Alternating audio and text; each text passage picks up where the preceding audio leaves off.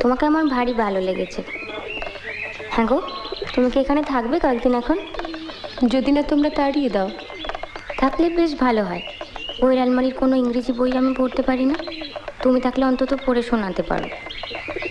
আচ্ছা, এই যে বললে বিহারীবাবুর সঙ্গে তোমার বিয়ের কথা হয়েছিল, হ্যাঁ।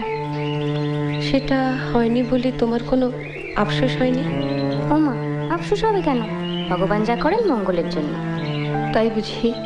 এই যে বছর না ঘুরতেই বিধবা হলাম, সেটাও মঙ্গলের জন্য? সত্যি। কেন যে অত ইংরেজি পড়তে গেলে তুমি?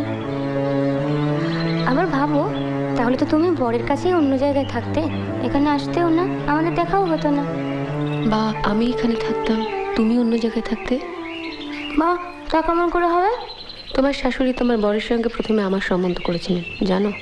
তাই বুঝি? তা হলো না কেন? ওই যে বললি, ঈশ্বর যা করেন মঙ্গলের জন্য। ভেবেছিলাম বলবো চলো আমরা সই পাতাই, এখন দেখছি সতীর পাতাতে হবে।